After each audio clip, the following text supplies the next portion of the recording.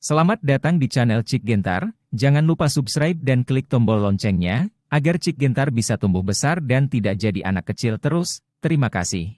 Bab 274. Ledakan. King Kong melangkah maju dengan satu langkah, tubuhnya yang besar bergegas menuju Daniel, dan menabrak Daniel dengan pukulan besar.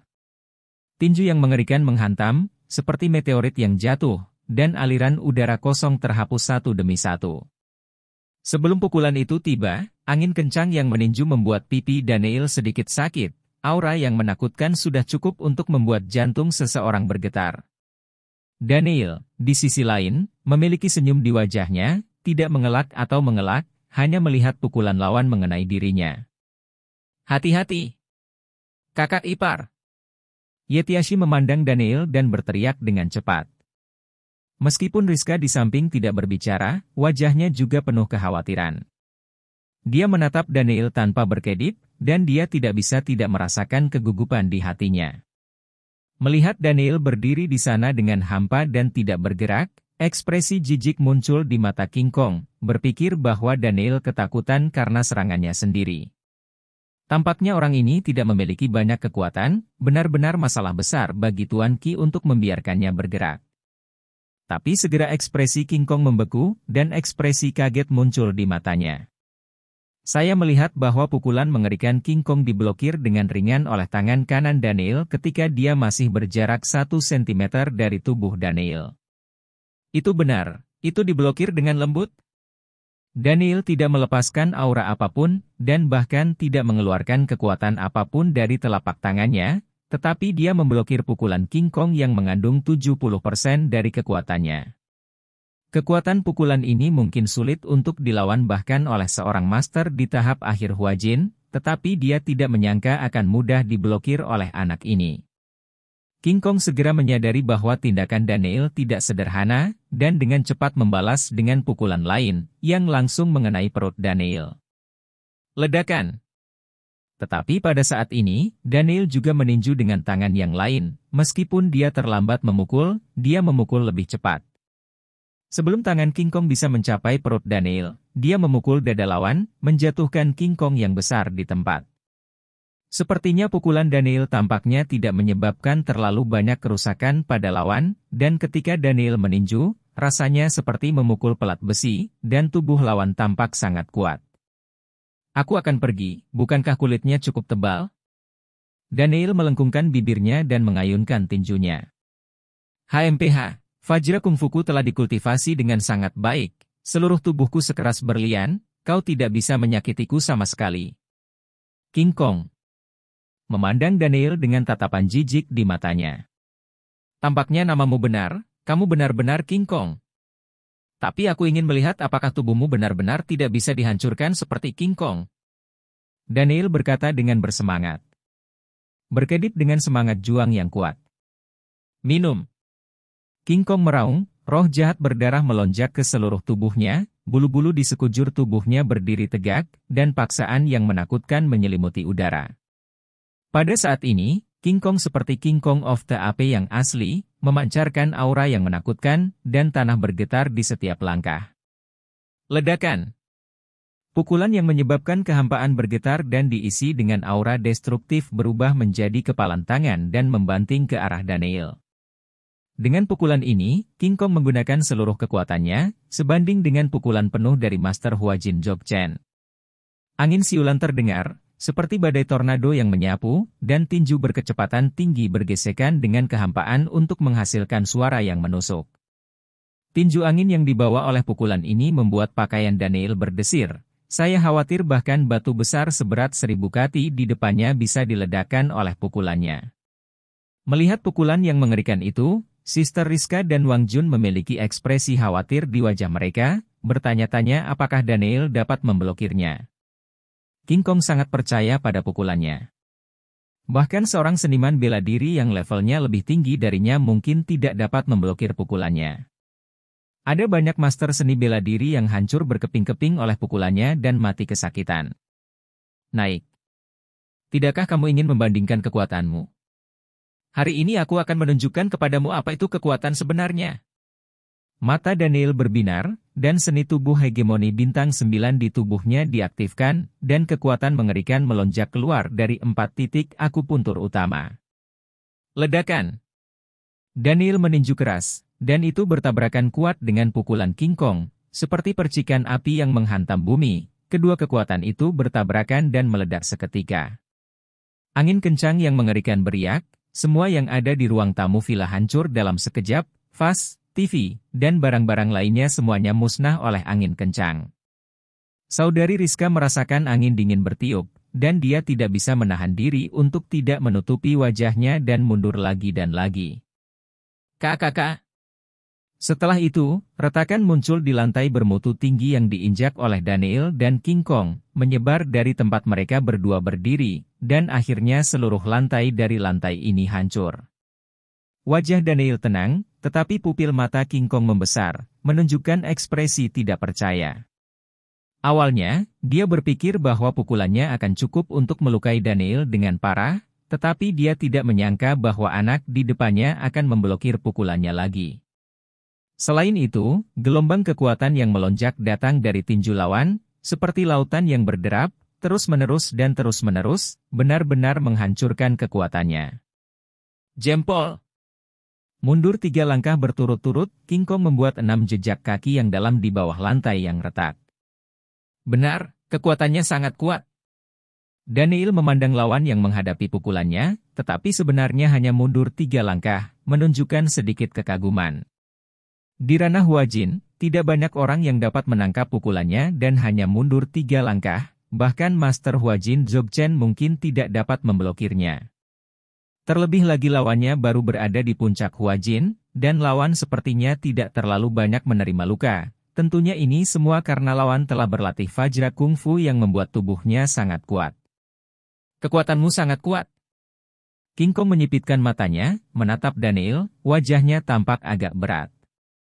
Menurutmu siapa yang lebih kuat sekarang? Daniel tersenyum. Tapi meski begitu, kamu tidak bisa menyakitiku. King Kong menunjukkan ekspresi bangga dan percaya diri. Dia berlatih Vajra Kung Fu, dan kecuali itu adalah kekuatan Stellar Ki, Master Huajin tidak akan bisa menyebabkannya apapun. Merugikan sama sekali. Benarkah? Daniel tersenyum aneh. Untuk beberapa alasan, melihat senyum Daniel, King Kong merasa gelisah. Aku sudah lama tidak berlatih tinju, dan hari ini aku akan menggunakanmu untuk berlatih tinju. Daniel berkata dengan ringan, matanya terpaku, dan tubuhnya langsung melesat. Ledakan. Daniel membanting tubuh King Kong dengan satu pukulan, dan tinjunya dipenuhi dengan kekuatan bintang, yang membuat wajahnya berubah drastis di tempat. Ledakan. Ledakan. Ledakan. Setelah itu, Daniel menggunakan King Kong sebagai karung pasir manusia, dan tinju yang tak terhitung jumlahnya mendarat di atasnya, dan suara seperti guntur dan genderang tidak ada habisnya. Bab 275. Tubuh Daniel berputar di sekitar King Kong terus-menerus, dan bayang-bayang tinju yang tak terhitung jumlahnya mendarat di atasnya. Wang Jun dan saudari Rizka, yang sedang menonton, gemetar di dalam hati mereka, membuka sedikit bibir mereka, dan menunjukkan ekspresi terkejut di wajah mereka. Ledakan. Dengan pukulan terakhir, Daniel memukul dada King Kong, menyebabkan dadanya melorot di tempat. Tubuh King Kong bergetar, dan dia memandang Daniel dengan ngeri, dengan darah menetes dari sudut mulutnya. Kamu. Sebelum dia bisa menyelesaikan kalimatnya, King Kong jatuh ke tanah dengan keras, dan darah mengalir keluar dari ketujuh lubangnya. Jika seseorang memiliki mata waskita seperti Daniel, mereka bisa melihatnya. Semua organ dalam tubuh King Kong telah direduksi menjadi segumpal daging cincang, dan semua tulangnya dihancurkan oleh kepalan tangan Daniel. Meskipun pihak lain berlatih kungfu Vajra dan tubuhnya sangat kuat, serangan master transformasi energi lainnya mungkin tidak berguna baginya, tetapi Daniel berbeda. Dia mempraktikkan seni tubuh hegemoni bintang 9, dan yang paling dia kuasai adalah kekuatan, terutama kekuatan bintang-bintang yang tak tertandingi di tubuhnya. Kekuatan lawan tidak lebih dari kekuatan, dan tidak peduli seberapa kuat tubuhnya, itu adalah kekuatan. Tidak berguna. Nyaman. Setelah melampiaskannya dengan penuh semangat, Daniel menghela nafas. Sudah lama sejak dia melampiaskannya dengan penuh semangat, karung pasir manusia ini tidak buruk. Hanya saja jika mantan musuh King Kong melihat pemandangan ini, rahang mereka pasti akan menganga. Sungguh tidak dapat dipercaya bahwa King Kong yang tak terkalahkan yang agung dipukuli sampai mati hidup-hidup. Setelah menyelesaikan King Kong, Daniel berjalan ke Wang Jun, mengeluarkan jarum perak, memberinya beberapa jarum, dan berkata, jaga tubuhmu dengan baik selama beberapa hari, dan tubuhmu akan baik-baik saja. Terima kasih kamu. Melihat Daniel, Wang Jun berkata dengan sedikit bosan, matanya dipenuhi dengan keterkejutan yang dalam. Kamu bisa meminum pil tempering tubuh ini dapat meningkatkan kekuatanmu. Daniel mengeluarkan pil tempering tubuh dari tubuhnya dan menyerahkannya kepada Wang Jun. Wang Jun melihat badi tempering pil di tangannya, dan menatap Daniel dengan kaget. Pada saat ini, Daniel berjalan ke arah kedua gadis itu, melihat ekspresi tertegun dan heran dari kedua gadis itu, dan berkata tanpa sadar, "Oke, saatnya untuk pulih." "Kakak ipar, kamu membunuh seseorang," kata Yetiashi tiba-tiba. "Jangan khawatir, aku membunuh orang jahat," kata Daniel dengan tenang. Pada saat ini, Rizka kembali sadar, melirik Daniel dalam-dalam, dan berkata, "Apa yang harus saya lakukan sekarang?" "Hubungi orang tua itu," kata Daniel langsung. Rizka mengangguk, mengeluarkan ponselnya dan menelepon telepon Rizka Yeti. 10 menit kemudian, Rizka Yeti masuk ke villa, diikuti oleh pengurus rumah tangga Mu Feng dengan setelan tunik abu-abu. Orang tua Ki ini benar-benar semakin sombong. Dia bahkan menelepon ke rumah. "Apakah kamu benar-benar berpikir bahwa tidak ada seorang pun di keluarga Yeti saya? Orang tua, jangan marah. Karena dia ingin berurusan denganku, biarkan dia melakukannya. Mengirim seseorang untuk mengirim mayat ini kembali juga merupakan peringatan baginya," kata Daniel dengan suara yang dalam. "Oke, kamu bisa menangani masalah Mu Feng, dan memilih sekelompok pengawal untuk menjaga villa." Rizka Yeti memandang Mu Feng dan berkata, yang mengangguk. "Daniel, kamu harus berhati-hati, Ki Senghua ini kejam, kali ini cucunya sudah mati, dia tidak akan pernah melepaskannya." Rizka Yeti menatap Daniel dan memerintahkan. "Aku ingin melihat apa lagi yang bisa dia lakukan." Mata Daniel bersinar dengan jijik dan jijik. Rizka di samping menatap Daniel dengan tatapan aneh.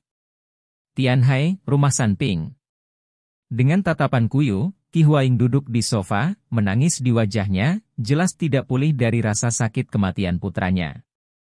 Duduk di samping Ki Senghua dan Sanping, ada banyak puntung rokok di asbak di depan mereka, dan kepulan asap tebal bertahan.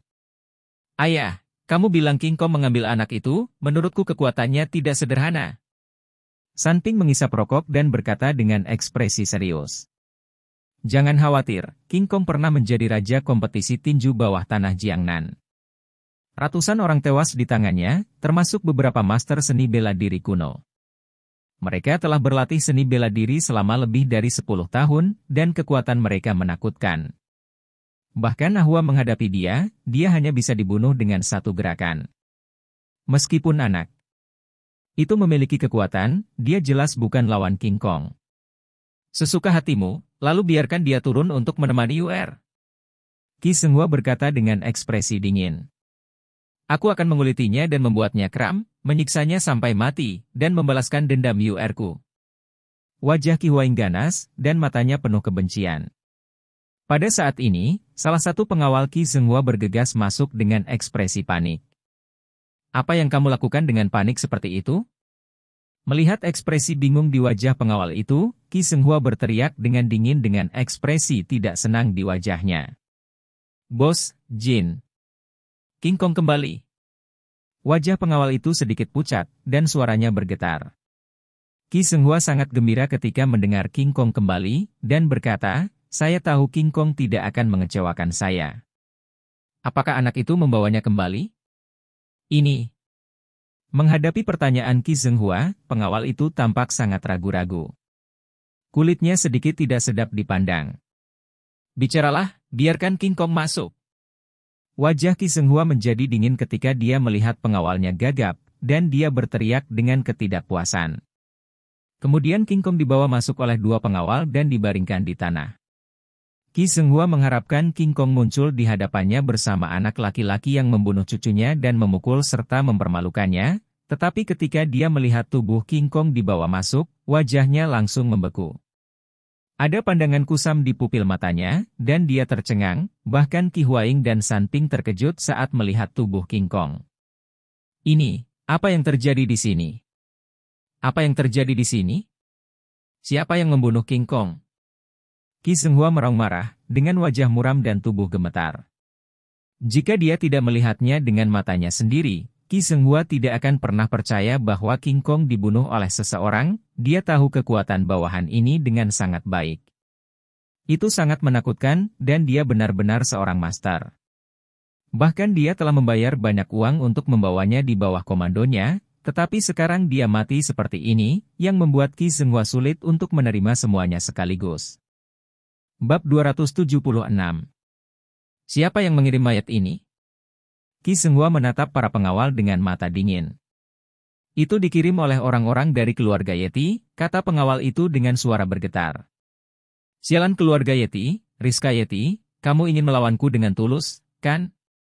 Wajah Ki Senghua penuh amarah, wajahnya suram dan dingin, dan matanya memancarkan cahaya dingin. Ayah, apa yang harus kita lakukan sekarang? San Ping berjalan mendekat, menatap Ki Senghua dan berkata dengan suara yang dalam. HMPH, keluarga Yeti, dan Daniel itu, aku ingin mereka semua membayar harganya. Ki Senghua berkata dengan nada dingin, dan melirik San Ping dan Qi Huaing. San Ping, jaga baik-baik Huaing, dan aku akan pergi untuk membalaskan dendam UR. Jika kamu menghadapinya, kamu tidak peduli, aku pasti akan membiarkan anak itu mati, dan keluarga Yeti tidak dapat melarikan diri. Aku akan kembali ke Suzhou dan Hangzhou sekarang. Dan atur semuanya. Setelah mengucapkan kata-kata ini, Ki Senghua keluar. Duduk di Maybach, Ki Senghua mengeluarkan ponselnya dan menelepon. Hubungi orang-orang dari Black Snake Mercenary Group, biarkan mereka datang, bunuh seseorang, hadiahnya 20 juta. Ki Senghua berkata dengan dingin memegang telepon, matanya menyipit, memancarkan tatapan muram. Huaxia, di markas tersembunyi, pembunuh cantik dari organisasi jiwa darah yang membunuh Yeti Luo sebelumnya muncul di sebuah ruangan di markas. Sueji, karena misi ini gagal, kamu tidak perlu berpartisipasi lagi, aku akan mengirim orang lain untuk mengambil alih. Seorang pria bertopeng tengkorak berdarah berdiri di depan wanita bernama Sueji ini, berbicara dengan suara rendah. Tidak, orang yang ingin aku bunuh Sueji bukannya tidak bisa dibunuh, aku harus membunuhnya dengan tanganku sendiri. Sueji menyipitkan matanya sedikit, memikirkan apa yang terjadi hari itu, wajahnya sedikit memerah, dan hatinya melonjak pikiran yang aneh. Sueji, identitas orang ini tidak sederhana. Menurut penyelidikan kami, dia adalah raja dari generasi tentara bayaran yang dikenal sebagai kaisar perang di dunia tentara bayaran barat. Dia sangat kuat. Kamu bukan lawannya. Jadi kamu tidak bisa mengambil risiko lagi, jika tidak apa yang terjadi padamu, begitu tuan muda mengetahuinya, dia akan marah. Pria bertopeng tengkorak berdarah itu berkata dengan nada berat. Mendengar tuan muda pihak lain berkata, tubuh Sueji sedikit gemetar. Ada tatapan muram dan tidak mau di matanya, dan akhirnya dia berkata dengan nada yang kuat. Aku berkata, aku akan membunuhnya dengan tanganku sendiri. Adapun apa yang kamu lakukan, aku tidak bisa mengendalikannya. Setelah Sueji kata kalimat ini dengan dingin, bangun dan tinggalkan ruangan. HMPH, aku tidak tahu apa yang baik. Pria bertopeng tengkorak berdarah itu mendengus dingin. Kirim seseorang untuk mengikutinya, jangan biarkan dia mengalami kecelakaan. Pria itu berkata kepada seorang pria berbaju hitam dan mengenakan topeng tengkorak emas, yang mengangguk dan berjalan keluar dengan cepat. Keesokan harinya, Daniel bangun dari latihannya, setelah menyerap energi bintang sepanjang malam dan mengeraskan tubuhnya, Yeti Luo merasa kekuatan fisiknya sedikit lebih kuat. Aku tidak tahu kapan aku bisa menerobos ke Stellar Key Realm. Daniel bergumam pada dirinya sendiri, Sekarang dia sangat berharap untuk menerobos ke Stellar Key Realm, memperkuat kekuatannya sendiri, dan memenuhi keinginannya sebagai secepatnya. Dan di ruang pribadi restoran kemarin, lolongan sedih tiba-tiba terdengar. Kamar pribadi berantakan, dan udara dipenuhi dengan hormon pria yang kuat. Kameda Ichisun terbaring telanjang di tanah dengan luka gores di sekujur tubuhnya, dikelilingi para bodyguard yang telah bertarung sepanjang malam, dengan luka gores di sekujur tubuh, menunjukkan sengitnya pertarungan tadi malam. Saat ini, Kameda Ichisun sudah bangun, namun saat dia menggerakkan tubuhnya, ada semburan rasa sakit yang membakar di belakangnya, yang membuatnya mengeluarkan suara ratapan barusan. Melihat pemandangan busuk di depannya, pertempuran sengit tadi malam muncul di benak Kameda, wajahnya biru dan merah, seolah-olah dia makan kotoran, dan matanya dipenuhi rasa malu dan amarah yang dalam. "Nak, aku harus membiarkanmu mati." Kameda Ichisun meraung marah, matanya seperti menyemburkan api, dan dia bangkit dari tanah, tetapi salah satu dari mereka tidak berdiri kokoh, dan tiba-tiba kakinya terpeleset, dan seluruh orang duduk di tanah, mendarat di pantat. Segera, rasa sakit yang tak terlukiskan menyapu seluruh tubuhnya, Kameda Ichisun tidak bisa menahan tangis sedih lagi, dan melompat lagi. Daniel tidak tahu tentang semua ini, dan dia tidak peduli tentang itu, semua tadi malam hanyalah pelajaran kecil yang dia ajarkan pada cucu dongeng itu. Ketika Daniel datang ke grup Yeti, 2 harimau dan 2 harimau menyambutnya satu persatu.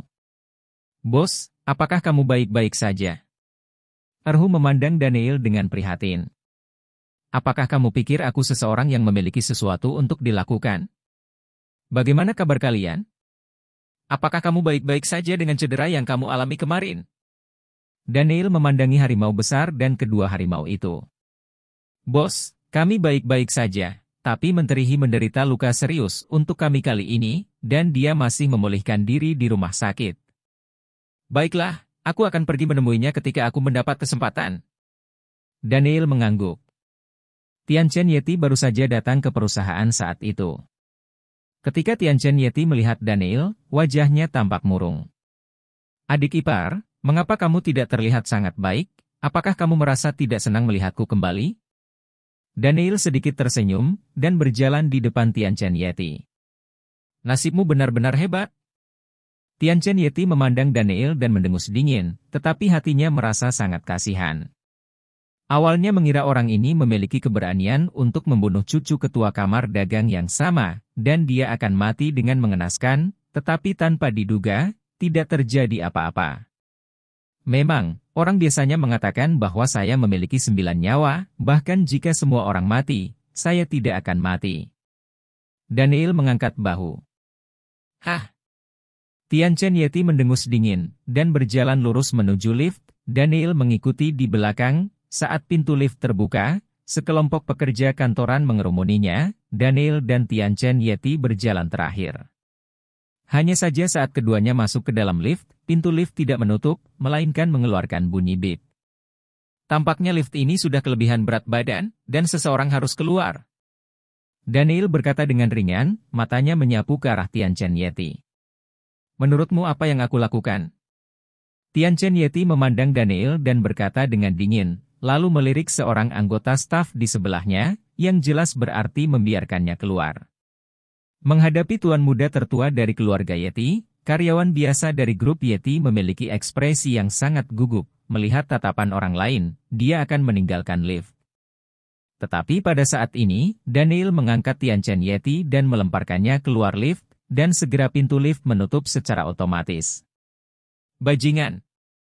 Tianchen Yeti sangat marah hingga dia hampir merokok, tinjunya terkepal erat, dan dia tampak seperti ingin memakan orang. Keluar dari departemen penjualan, Daniel hendak masuk ketika dia melihat Su Yan berjalan keluar dengan sebuah dokumen.